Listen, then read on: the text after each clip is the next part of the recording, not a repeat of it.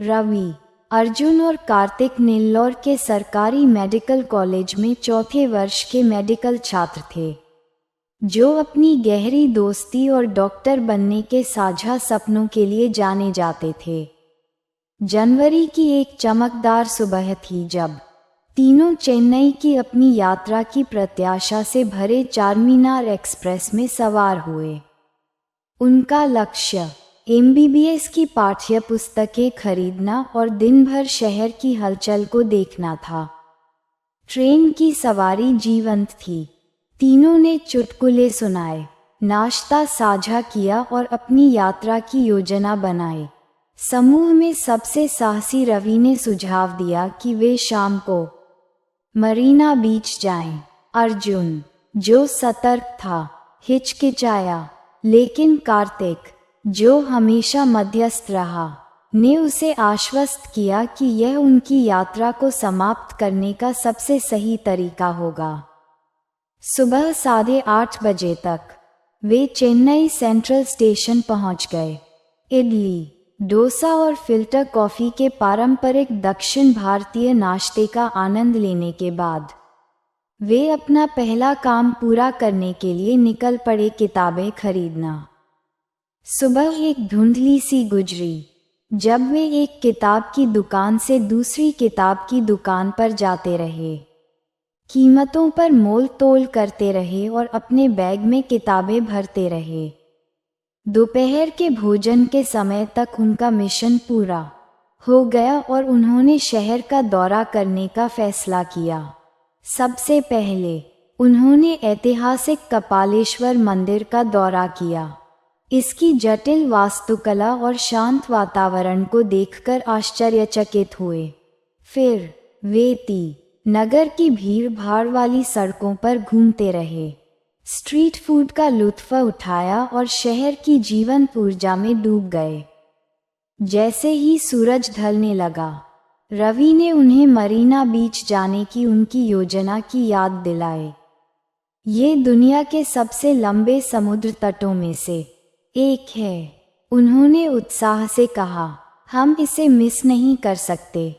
अनिच्छा से अर्जुन सहमत हो गए और शाम 7 बजे तक वे खुद को मरीना बीच की सुनहरी रेत पर खड़े हुए और लहरों को किनारे से टकराते हुए देख रहे थे।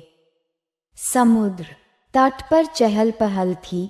नाश्ता बेचने वाले विक्रेता, पतंग उड़ाते बच्चे और हाथों में हाथ डाले टहलते जोड़े, दोस्तों ने ठंडी हवा का आनंद लेते हुए और लहरों में छप छप करते हुए 1 घंटा बिताया। जैसे ही वे जाने वाले थे, एक हट्टा कट्टा आदमी उनके पास आया। उस आदमी ने खुद को सुंदरम नाम से पेश किया, जो एक स्थानीय मछुआरा था। मैं आपको यहाँ से सिर्फ 1 किलोमीटर दूर लंगर डाले एक क्रूज शिप पर ले जा सकता हूँ, उसने कहा। यह एक छोटी सी सवारी है और आप 1 घंटे में वापस आ जाएंगे। रात में नज़ारा बहुत ही शानदार होता है। रुचि से रवि ने तुरंत हामी भर दी। अर्जुन ने सुंदरम के बारे में कुछ गड़बड़ महसूस करते हुए झिझकते हुए कहा, लेकिन रोमांच के लिए उत्सुक कार्तिक ने उसे शामिल होने के लिए मना लिया। वे सुंदरम की छोटी नाव में चढ़ गए, जो अंधेरे पानी में चलते हुए बेचैनी से हिल रही थी। जैसे ही वे जहाज के पास पहुंचे, इसकी भव्यता स्पष्ट हो गई। यह एक तैरते हुए महल की तरह जगमगा रहा था, जिसमें पानी के पार संगीत बज रहा था। जैसे ही वे जहाज पर चढ़े, उनकी पहले की आशंका की जगह उत्साह ने ले ली। क्रूज शिप में चहल पहल थी।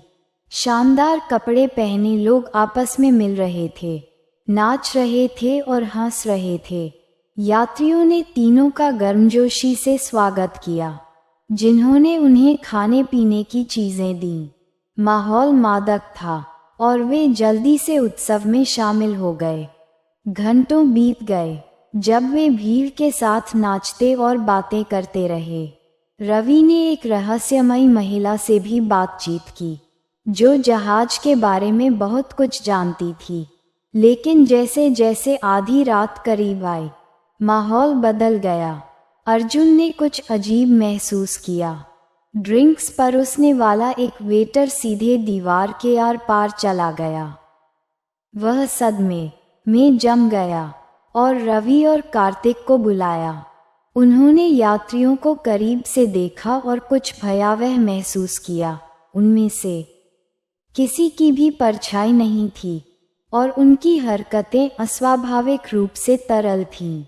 अर्जुन फुसफुसाया, वे जीवित नहीं हैं। इस एहसास ने उनकी रीढ़ की हड्डी में सिहरन पैदा कर दी। जब उन्हें यह एहसास हुआ कि वे आत्माओं से घिरे हुए हैं, तो रवि, अर्जुन और कार्तिक को एक ठंडे, लकवाग्रस्त डर ने घेर लिया। पहले हवा में जो हंसी और संगीत भरा हुआ था, वह अब विकृत लग रहा था, जैसे खाली कमरे की दीवारों से टकराने वाली ठंडी प्रतिध्वनि। कुछ क्षण पहले तक बहुत जीवंत दिख रहे सुरुचिपूर्ण यात्री अस्वाभाविक रूप से स्थिर खड़े थे। उनकी बेजान आंखें जहाज की मंद रोशनी में मंद रूप से चमक रही थीं। क्या हो रहा है? रवि ने फुसफुसाते हुए कहा। उसकी आवाज़ कांप रही थी। मैं नहीं जानता, अर्जुन ने हकलाते हुए कहा। उसके हाथ कांप रहे थे क्योंकि उसने सहज रूप से कार्तिक की बाह पकड़ ली थी। डेक को देखते ही कार्तिक का दिल तेजी से धड़कने लगा। जहाज को सुंदरम की नाव से जोड़ने वाला गैंगवे चला गया था, जिससे उनके चारों ओर केवल अंधेरा, अंतहीन समुद्र रह गया था। लहरों की सुकून देने वाली गुनगुनाहट की जगह एक भयानक सन्नाटा छा गया था, जिसे केवल उनकी अपनी तेज सांसों की आवाज ने तोड़ा था। हमें यहाँ से निकलना होगा, कार्तिक ने दृढ़ता से कहा। उसकी आवाज़ धीमी लेकिन ज़रूरी थी। जब उन्होंने पीछे हटने की कोशिश की, तो कभी दोस्ताना व्यवहार करने वाले यात्री उनकी ओर बढ़ने लगे। उनकी हरकतें धीमी और सोची समझी थीं। उनकी मुड़ी हुई मुस्कान से दांतेदार, सड़े हुए दांत दिखाई दे रहे थे। इतनी जल्दी चले जा रहे हो? एक महिला की आवाज़ गूंजी, जो बेजान और डरावनी थी। तीनों ने मुड़कर उसी महिला को देखा जो पहले रवि के साथ नाच रही थी। उसके कभी खूबसूरत चेहरे अब बदसूरत हो गए थे। उसकी त्वचा पीली और चीनी मिट्टी की तरह फटी हुई थी। उसने अपनी हड्डीदार उंगली से उन पर इशारा किया। उसकी आंखें और भी चमक रही थीं। तुम नहीं जा सकते, उसने फुसफुसाते हुए कहा। उसकी आवाज़ उनके चारों ओर गूंज रही थी। अब तुम हमारे हो। आत्माएं बंद हो गईं। उनके भूतिया रूप बुझती हुई लपटों की तरह टिमटिमा रहे थे। उनके हर कदम के साथ हवा ठंडी होती जा रही थी और एक अदृश्य शक्ति तीनों दोस्तों पर दबाव डाल रही थी, जिससे उन्हें सांस लेना मुश्किल हो रहा था। कार्तिक ने रवि और अर्जुन के हाथ पकड़े और उन्हें बॉयलर रूम के दरवाज़ों की ओर खींचा। दरवाजे आसानी से खुल गए, लेकिन बाहर निकलने के बजाय उन्हें जहाज़ के दूसरे हिस्से ने स्वागत किया, जिसे उन्होंने पहले कभी नहीं देखा था। कमरा दावत के लिए सजी हुई मेज़ों की कतारों से भरा हुआ था। खाने की प्लेटें ऊंची ऊंची रखी हुई थीं, लेकिन बदबू उल्टी करने वाली थी, जैसे कुछ सालों से सड़ने के लिए छोड़ दिया गया हो। पृष्ठभूमि में वही विकृत संगीत धीरे धीरे बज रहा था और भूतिया आकृतियां मेज़ों पर चुपचाप बैठी थीं। उनके सिर धीरे धीरे तीनों को देखने के लिए मुड़ रहे थे। यह असली नहीं है, अर्जुन ने बुदबुदाया। उसकी आवाज़ कांप रही थी। यह असली नहीं हो सकता। इससे कोई फर्क नहीं पड़ता कि यह क्या है, रवि ने घबराते हुए कहा। हमें यहाँ से निकलना होगा। उन्होंने दूसरा दरवाज़ा खोलने की कोशिश की, लेकिन वे फिर से भव्य बॉयलर रूम में पहुँच गए। चाहे वे कोई भी दरवाज़ा खोलें, वे हमेशा उसी शापित कमरे में वापस आ जाते। अचानक बॉलरूम में कुर्सियां जीवंत हो उठीं। एक भयानक चरमराहट के साथ वे फर्श पर फिसल गईं और तीनों के पीछे खड़ी हो गईं। इससे पहले कि वे कुछ कर पाते, कुर्सियों की भुजाएं भूतिया तंतुओं की तरह फैल गईं। उनकी कलाइयों को पकड़कर नीचे खींच लिया। कार्तिक ने कुर्सी के बंधनों की बर्फीली पकड़ के खिलाफ संघर्ष किया, लेकिन कोई फायदा नहीं हुआ। ठंड उसकी त्वचा में समा गई, जिससे उसकी ताकत खत्म हो गई। रवि और अर्जुन भी इसी तरह फंसे हुए थे। उनके चेहरे डर से पीले पड़ गए थे। भूतिया आकृतियां उन्हें घेरने लगीं। उनकी हंसी तेज और ज्यादा खतरनाक होती जा रही थी। तुम कभी नहीं जाओगे, उनमें से एक ने कहा। उनकी आवाज़ पीड़ा के कोलाहल में दूसरों के साथ ओवरलैप हो रही थी। जब सारी उम्मीदें खत्म हो गई थीं, तभी जहाज की लाइटें बेतहाशा टिमटिमाने लगीं और बॉलरूम में एक गगनभेदी दहाड़ गूंज उठी। भूतिया आकृतियां पीछे हट गईं। उनके रूप थोड़े कमज़ोर हो गए, जैसे कि वे कमज़ोर हो गए हों। कुर्सियों की डोरियां ढीली हो गईं और तीनों ने बिना समय गंवाए अपने पैरों पर खड़े होने की कोशिश की। वह क्या था? रवि ने पूछा। उसकी आवाज़ में डर और राहत दोनों थे। मुझे नहीं पता, लेकिन हमें अब चलना होगा, कार्तिक चिल्लाया। वे डेक पर वापस जाने की उम्मीद में निकटतम सीढ़ी की ओर भागे। आत्माएं उनका पीछा करती रहीं। उनकी चीखें जहाज के संकरे गलियारों में गूंजती रहीं। वे एक छोटे से स्टोरेज रूम में घुस गए और अपने पीछे दरवाज़ा बंद कर लिया। कार्तिक दरवाजे पर झुक गया।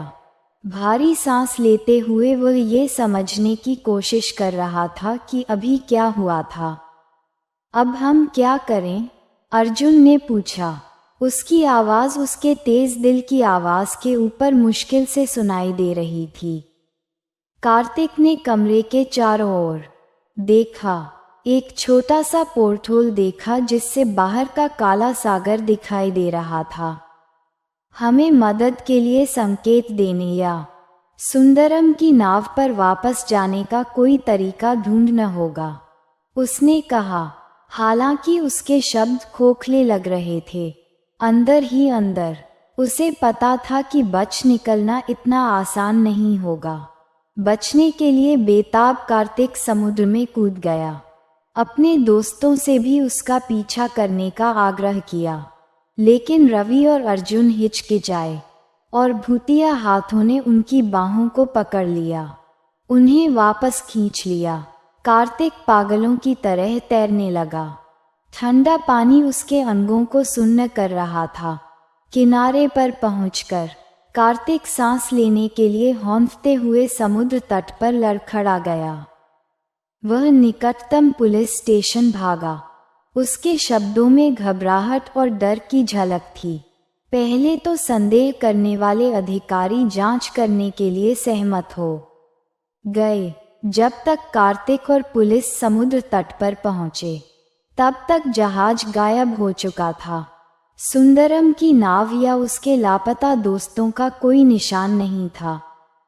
पुलिस ने कार्तिक की कहानी को थकावट के कारण होने वाला भ्रम बताकर खारिज कर दिया, लेकिन वह जानता था कि उसने क्या देखा था।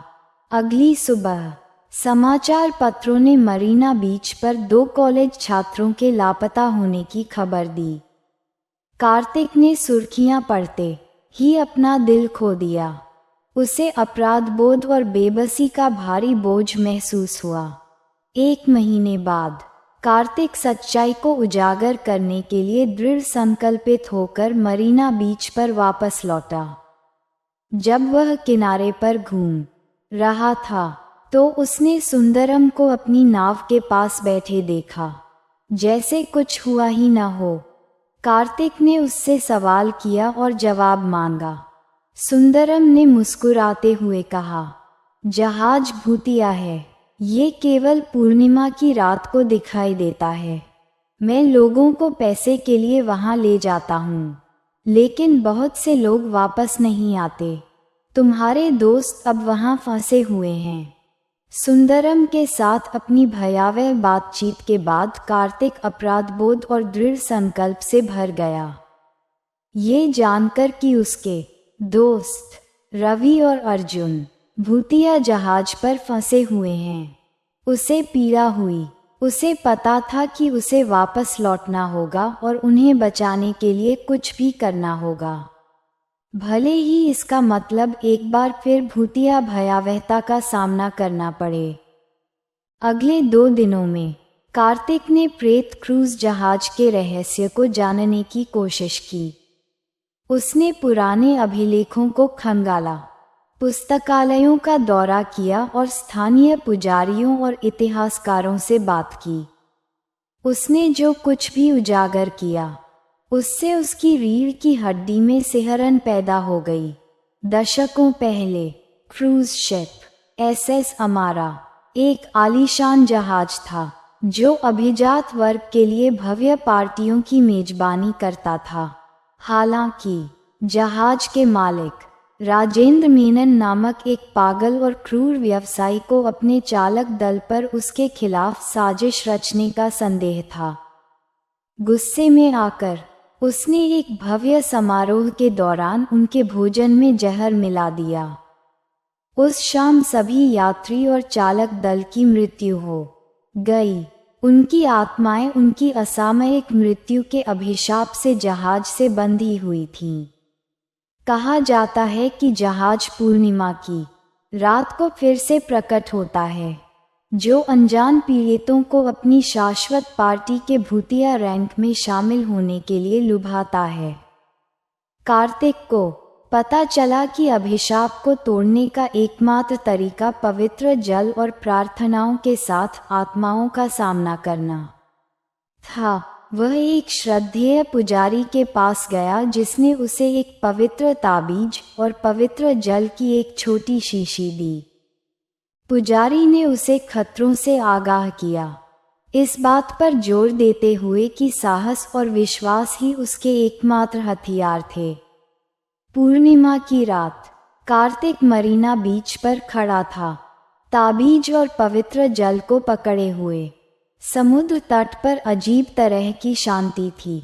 हमेशा की तरह भीड़ की जगह एक बेचैन कर देने वाली शांति ने ले ली थी। सुंदरम अपनी नाव के पास इंतजार कर रहा था। कार्तिक के पास आते ही मुस्कुराने लगा। तुम बाकी लोगों से ज्यादा बहादुर हो, सुंदरम ने लालटेन जलाते हुए कहा। लेकिन वहां बहादुरी ही काफी नहीं होगी। कार्तिक नाव में चढ़ गया। उसका दिल जोरों से धड़क रहा था क्योंकि वे अंधेरे पानी में उतर रहे थे। क्रूज जहाज की धुंधली छवि दिखाई दी। इसकी रोशनी भूतिया बीकन की तरह टिमटिमा रही थी। जैसे ही वे पास पहुंचे, भूतिया संगीत बजने लगा, जिससे कार्तिक की रीढ़ में ठंडक दौड़ गई। सुंदरम ने जहाज से थोड़ी दूरी पर नाव रोक दी। मैं यहीं तक जा सकता हूँ, उसने कहा। शुभकामनाएं बेटा, तुम्हें इसकी जरूरत पड़ेगी। कार्तिक जहाज पर चढ़ गया। उसके पैरों के नीचे लकड़ी का डेक चरमरा रहा था। जहाज वैसा ही दिख रहा था जैसा 1 महीने पहले था, जिसमें सुंदर कपड़े पहने हुए आकृतियां इधर उधर घूम रही थीं। उनकी खोखली आंखें मंद रोशनी में चमक रही थीं। आत्माएं उसकी ओर मुड़ीं। उनके हाव भाव में जिज्ञासा और द्वेष का मिश्रण था। कार्तिक ने ताबीज को कसकर पकड़ लिया।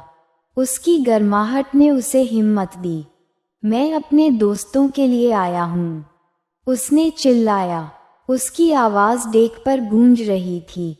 भूतिया यात्री उसके चारों ओर चक्कर लगाने लगे। उनकी हरकतें अस्वाभाविक रूप से तरल थीं। एक महिला ने टेढ़ी मुस्कान के साथ आगे कदम बढ़ाया। तुम्हारे दोस्त अब हमारे हैं, उसने फुसफुसाते हुए कहा। तुम जल्द ही उनके साथ मिल जाओगे। सारी हिम्मत जुटाते हुए कार्तिक ने पवित्र जल की शीशी खोली और उसे महिला की ओर फेंक दिया। पानी के छूते ही वह चीख पड़ी। उसका रूप धुंध में घुल गया। अन्य आत्माएं पीछे हट गईं। उनकी चमकती हुई आंखें कार्तिक के गले में पड़े ताबीज पर टिकी थीं। वह भीड़ के बीच से गुजरा, पवित्र जल छिड़का और पुजारी द्वारा सिखाई गई प्रार्थनाएं दोहराईं। आत्माएं पीड़ा में कराह उठीं। जैसे जैसे अभिशाप कमजोर पड़ने लगा, उनके रूप टिमटिमाने लगे। कार्तिक ने जहाज के भव्य बॉलरूम में रवि और अर्जुन को भूतिया भीड़ के बीच निश्चल बैठे पाया। उनकी आंखें चमक रही थीं और उनके चेहरे मौत की तरह पीले पड़ गए थे। रवि, अर्जुन, कार्तिक ने पुकारा, उन्हें बुरी तरह हिलाते हुए। उन्होंने कोई जवाब नहीं दिया। उनके शरीर अकड़ गए और ठंडे हो गए। कांपते हाथों से कार्तिक ने उनके सिर पर पवित्र जल डाला और प्रार्थनाएं जोर से दोहराईं। धीरे धीरे उनकी आंखें खुलीं। खालीपन की जगह भ्रम और भय ने ले ली। कार्तिक, रवि ने फुसफुसाते हुए कहा। उसकी आवाज़ कमज़ोर थी। क्या हम कहाँ हैं? समझाने का समय नहीं है, कार्तिक ने कहा। हमें अब निकलना होगा। जहाज हिंसक रूप से कांपने लगा। इसकी संरचना कराह रही थी, मानो इसे फाड़ दिया जा रहा हो। आत्माएं एक साथ चीखने लगीं। उनके रूप धुंध के घूमते बादलों में बिखर गए। रोशनी टिमटिमाने लगी और मंद पड़ गई, और भयावह संगीत एक भयानक ठहराव के साथ धीमा हो गया। कार्तिक ने रवि और अर्जुन को अपने पैरों पर खड़ा होने में मदद की। उन्हें डेक की ओर खींचा। गैंगवे फिर से दिखाई दिया, लेकिन यह अस्थिर था। जहाज के समुद्र में डूबने के साथ खतरनाक तरीके से हिल रहा था। तीनों ने सुंदरम की नाव पर छलांग लगाई। जैसे ही जहाज लहरों के नीचे गायब हो गया, केवल एक भूतिया धुंध को पीछे छोड़ दिया। चौड़ी आंखों और कांपते हुए सुंदरम ने चुपचाप उन्हें किनारे पर वापस ले आया। जैसे ही सूरज की पहली किरणें समुद्र तट पर चमकीं, कार्तिक, रवि और अर्जुन रेत पर गिर पड़े, थके हुए लेकिन जीवित। भयावह परीक्षा आखिरकार खत्म हो गई। उन्होंने अपने अनुभव को गुप्त रखने का फैसला किया। उन्हें डर था कि कोई भी उन पर विश्वास नहीं करेगा, लेकिन कार्तिक जानता था कि उसने सही काम किया है। अपने दोस्तों को बचाया और उस अभिशाप को तोड़ा जिसने इतनी सारी आत्माओं को फंसा रखा था। जहाज कभी वापस नहीं आया और उस प्रेत क्रूज जहाज की कहानी गुमनामी में खो गई। लेकिन कार्तिक के लिए उस रात की यादें जिंदा और मुर्दों के बीच के पतले पर्दे की याद दिलाती रहीं। भोर होते होते तीनों किनारे पर सुरक्षित पहुंच गए। जहाज चला गया था और पीछे सिर्फ एक खौफनाक सन्नाटा रह गया था। वे उसी दोपहर पिनाकिनी एक्सप्रेस से नेल्लौर लौट आए और मेडिकल कॉलेज वापस आकर कसम खाई कि वे इस घटना के बारे में फिर कभी बात नहीं करेंगे। हालांकि कार्तिक इसे भूल नहीं पाया। इस अनुभव ने उसे एक खौफनाक एहसास दिया। कुछ रहस्यों को अनसुलझा ही रहने देना बेहतर है, और कुछ अभिशाप समुद्र की गहराई में दबे रहने के लिए बने हैं। आशा है आपको ये काल्पनिक कहानी पसंद आएगी। अधिक रोचक वीडियो के लिए अपने दोस्तों के साथ साझा करें और अधिक मनोरंजन के लिए चैनल को सब्सक्राइब करें। धन्यवाद दोस्तों। 2 दिन बाद फिर मिलेंगे एक और कहानी के साथ।